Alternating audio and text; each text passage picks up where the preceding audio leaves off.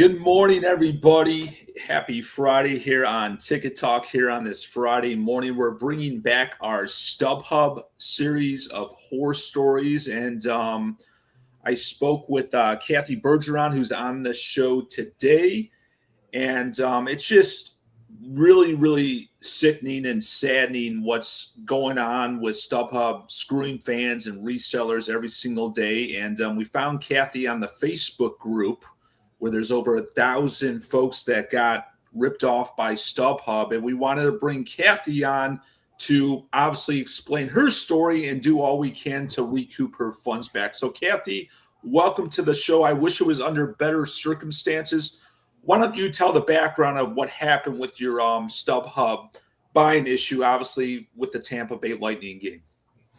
Sure, and thank you, Scott. So my husband and I are big Tampa Bay Lightning fans, and we watched the game in December where they were playing the Panthers, the rival Florida team, and it was a pretty rough game and very exciting. So we said, oh, we have to go see them next time they play. So as like a little Christmas gift to ourselves, I went online and I found the next time they were playing that team in Tampa, and we bought the tickets, which were for February.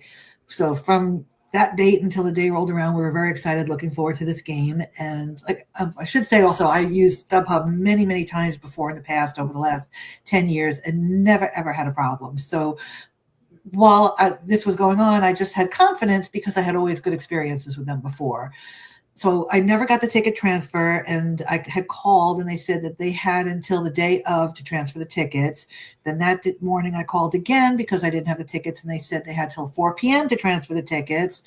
So patiently waiting, but getting a little nervous and anxious, but because I had always had good luck, wasn't really freaking out yet or anything. And then 4 o'clock comes and still no tickets, call, and they tried to reach out to the seller, and they said that they couldn't get them and they were going to replace my tickets, which was part of their guarantee.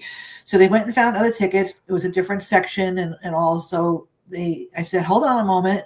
I asked my husband, what about this section? Do you still want to go? You like these seats? And like the 30 seconds it took me to ask him, and he said, yeah, go ahead.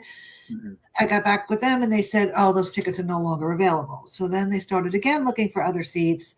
And at that point we said, no, forget it. Just, and then they found another set of tickets again. And then I said, okay, fine.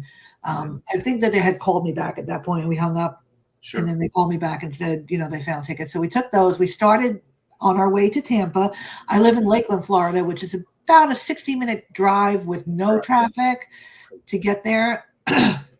We got about halfway, and I kept checking my email the whole way, and I still didn't have the tickets being transferred to me. So we said, let's pull over and call again.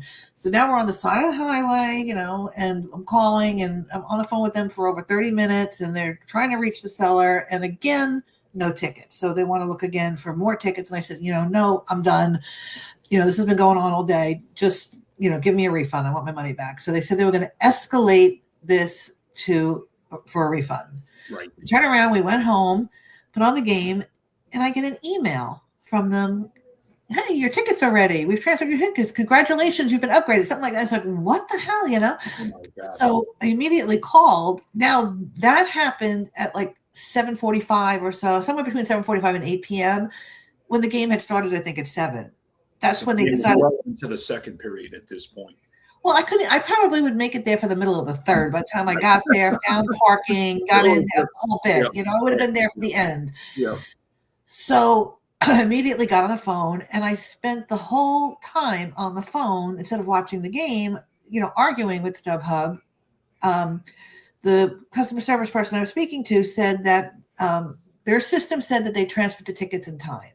I said, well, first, I was escalated for a refund. You never asked me about these seats, this section, anything. I never accepted them. And I was escalated for a refund. You just sent me these without asking. They said that wasn't true. This is when all their lying started, and I realized something's really changed with StubHub. Sure. Then I said, well, what do you consider on time? Because the game has already started. Mm-hmm. And they said, our records show that we transferred the tickets to you. And she said like 5 something. I said, where are you located? Like, because you're not making sense, and I tried to pin her down like where they were, and she said that she wasn't able to give me that information. And I said, well, obviously, you're not in the United States. I said, right. She said it was Pacific time. I said, well, I'm in Eastern time, and there's a 3-hour time distance. So 5 p.m. Eastern would have been acceptable, but Pacific, that's 8 p.m. You did not transfer them in time for me to get there and see it, and just kept repeating the same thing over. I guess they must have a script that they read, and basically they were supposed to do. I'm just, too bad, so sad, basically, and I was out of luck.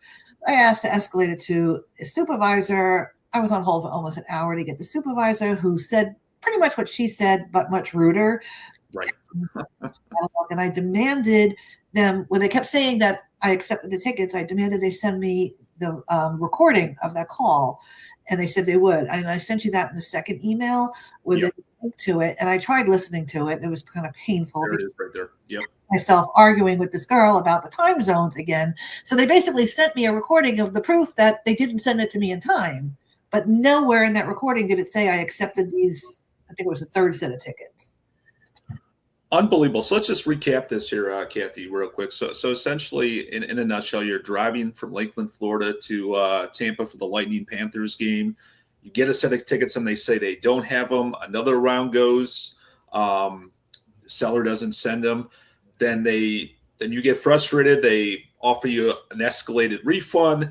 Then they send you the tickets an hour into the game after the fact, and obviously making excuses that was good enough. And now they refuse to give your refund back after all the stuff, all the horror that you went through that particular night, that they're still holding your money hostage, which is absolutely sickening. That's pretty much correct. It wasn't an hour later. I got the tickets. I think it was like at 7:46 is the timestamp on the email, and the game started. I think it was 7:20. I'm not exactly sure, but I was already watching the game at home and had already started. Already watching the game at home. Yeah, and I'm home an hour away, so there was just no way for me to make the game and sit there and enjoy it. And how much money is it that they owe you total right now? It's about $350. Okay. So what we're going to do is we are going to email StubHub on behalf of the Ticket Talk Network on your behalf and escalate this, and obviously blast this video across my social media channels on every platform. And we'll continue to follow up until they refund you your $350 and some change or so. Yeah, I'll email you the exact amount. I don't have it in front of me. I just rounded it to about, I think it's like 348 or something like that, but I'll give you the exact amount. I did dispute this with both my credit card, the credit card that was on file with PayPal. I don't know if I should have done PayPal first, but I thought the credit card, being a Visa or MasterCard, would be a little stronger. And StubHub sent them false information saying that, they sent me the tickets, Unbelievable. And nobody there wants to read and look at timestamps and see that they sent them late. And now I'm trying to dispute it again with PayPal, but it's just kind of frozen and I'm getting no action there. And I can't call anybody or speak to anybody there to say, what's going on? I have more information. I can prove this or that. Like, I can't get anybody on the phone. That's so I'm just stuck in limbo. Yep, stuck in limbo. That's customer service. These large corporations just don't want to help anybody whatsoever, and it's absolutely sickening what they put you through, Cathy. And we're going to go to work for you. We're going to get our notice out. We're going to blast this interview across all of our social media platforms to get it out there and get it loud. And we'll have a to be continued, hopefully, success story where they refund your funds here very soon. Oh, that will be amazing. Great, Cathy. Well, thank you so much, Cathy, for coming on. The work is just beginning, obviously, for you. If you have a StubHub horror story, feel free to contact me directly if you're a buyer and seller and we're wrong by StubHub, and we'll have you on our series. We'll continue to do this series until StubHub gets their act together, if ever. Cathy, thank you so much for coming on, and we'll be in touch. Thank you. Have a good day. You too.